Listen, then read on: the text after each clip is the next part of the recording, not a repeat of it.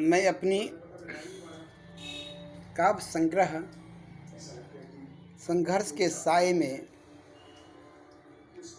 की एक कविता चौकी आप लोगों के समक्ष प्रस्तुत कर रहा हूँ। चौकी एक प्रतीक है।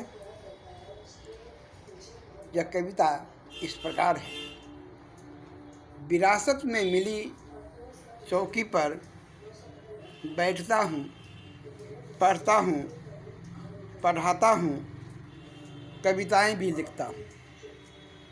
विरासत में मिली चौकी पर बैठता हूँ, पढ़ता हूँ, पढ़ाता हूँ, कविताएं भी लिखता हूँ।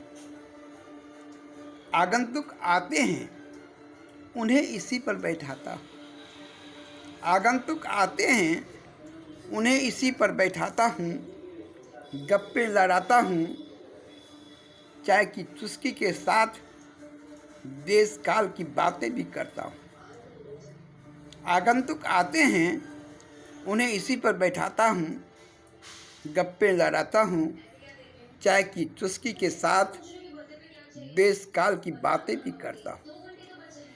बच्चे इस चौकी पर बगल में बैठते हैं। बच्चे इस चौकी पर बगल में बैठते हैं और बूढ़ी माँ सलिका रहित तन को ढकने का असफल प्रयास करती है। बच्चे इसी चौकी पर बगल में बैठते हैं और बूढ़ी माँ सलिका रहित तन को ढकने का असफल प्रयास करती है।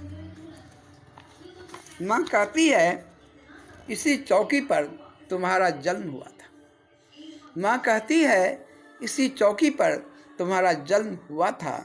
नुनवा का, पुष्पा का और तुम्हारे बच्चों का भी। माँ कहती है, इसी चौकी पर तुम्हारा जन्म हुआ था। नुनवा का, पुष्पा का और तुम्हारे बच्चों का भी।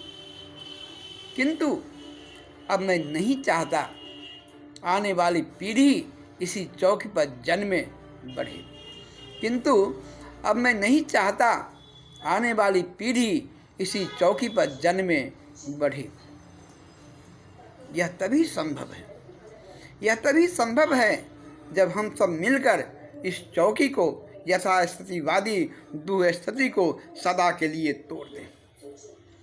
यह तभी संभव है जब हम सब मिलकर इस चौकी को, यथास्थितिवादी दुस्थिति को सदा के लिए तोड़ दें, खत्म कर दें, जो हमें करती आई है युग से अभिशापित। यह तभी संभव है जब हम सब मिलकर इस चौकी को, यथास्थितिवादी दुस्थिति को सदा के लिए तोड़ दें, खत्म कर दें, जो हमें करती आई है युग युग से अभिशापित। धन्यवाद।